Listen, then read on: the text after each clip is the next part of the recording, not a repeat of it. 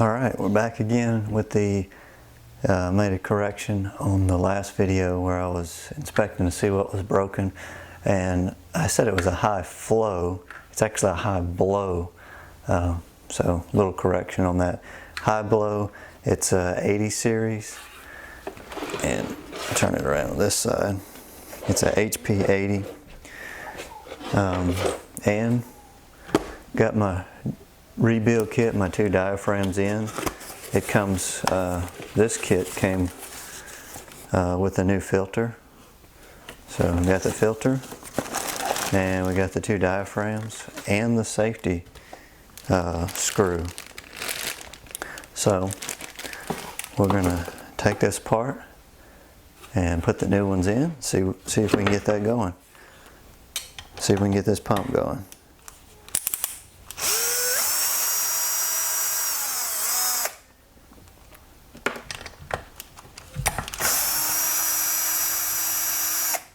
Alright, as in the last video, I put everything back so I wouldn't lose my screws.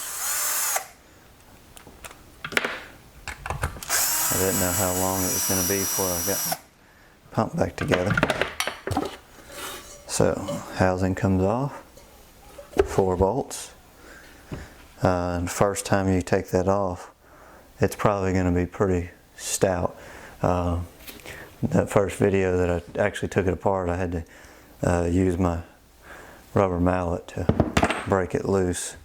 There's a rubber gasket that goes around the outside edge here, and I guess with time and being sealed, basically gets stuck. Sound dampener, and I've already got my 2 hoses disconnected.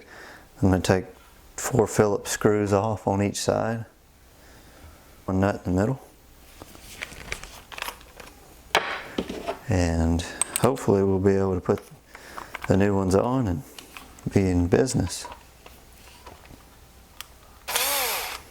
And just to make mention, a safety note, I do have the pump unplugged.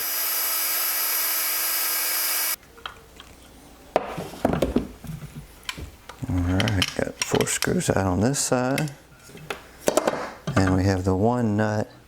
Looks like the factory put some indicator paint on there to see if somebody took it apart, or quality check, I guess.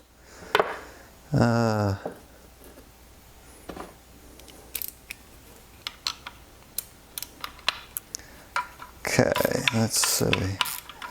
Looks like it will go ahead and come loose without too much force, so that's good. I wouldn't want to torque down on that little plastic.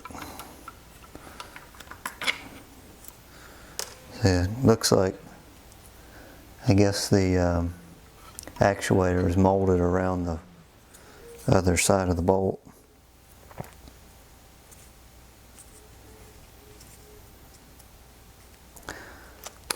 Okay, and you can see that diaphragm was pretty much shot. So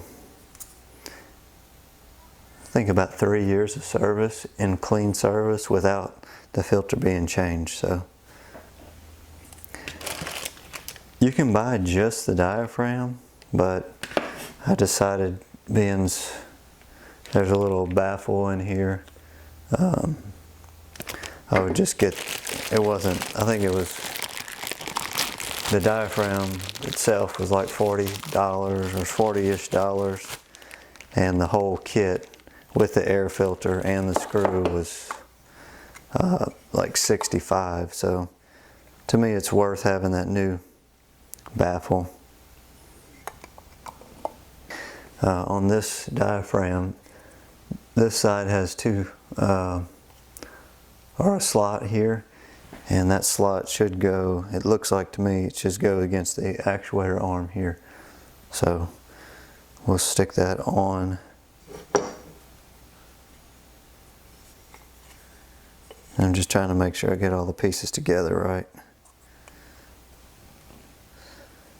because the outside part with the little baffle in there, they have this little point right here that mates up together. So, and that's got to be facing this way, and then there's a hole here, and there's a hole on this side too. So it's got to go like this.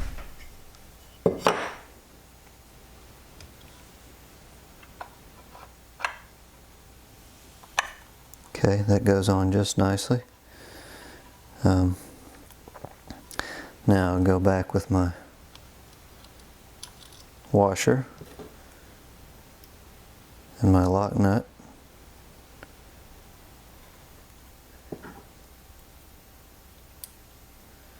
And it ended up being 9/32.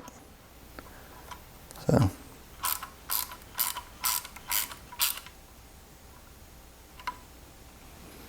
make sure that actuator arm is in the slots there, and they are.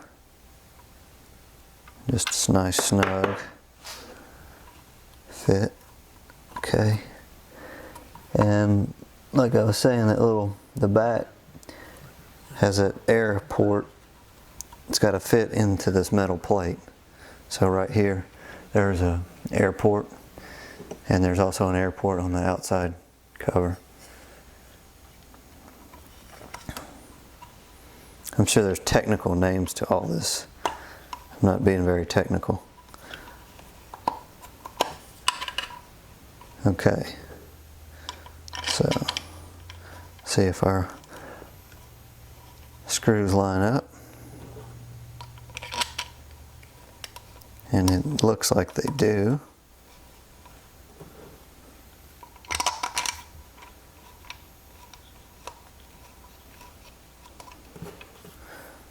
Very good. And I'm hoping this pump's going to be ready to go for at least another 3 years. Probably took, so far, maybe 20 minutes of repair. And $65.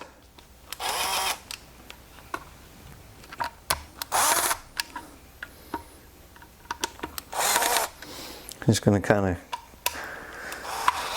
cross tighten these. Got my drill set on 5, which go ahead and put the discharge on. Okay. And that side should be done. Let's go to the other side. Second side done. Now we'll put our discharge on this side back on, and alright, we'll put the now we need to put the safety screw.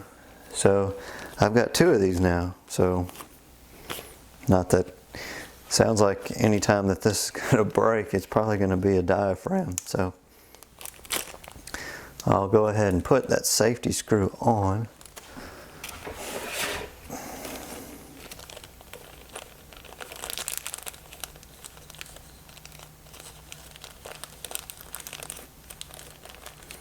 And I was reading in the manual, the safety screw, it has 2 sets of threads.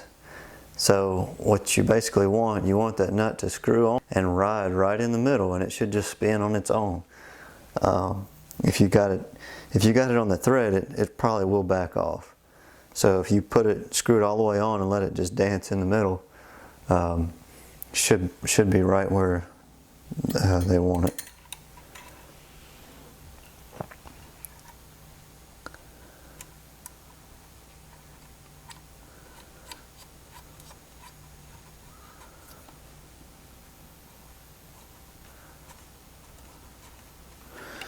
And let me get my flathead.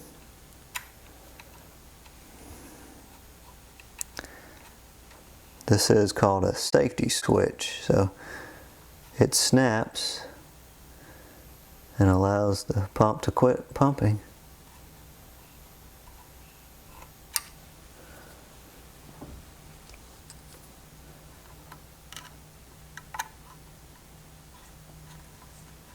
So I've got the safety screw in and put the nut over here on the back side away from the contact.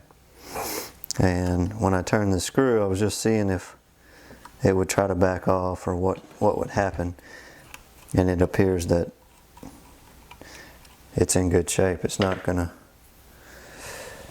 do anything there. It's not gonna come off, back off. All right, put the noise dampener back on. That's there. And put our cover back on. Got our gasket all the way around. So put our 4 bolts back on.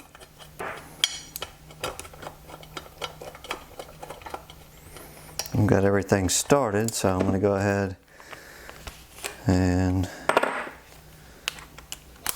put my socket on it.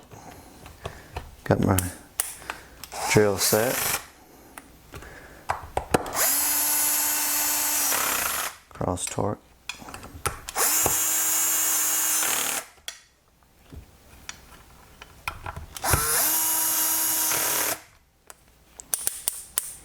Go ahead and take these up to 10. See, not much difference, but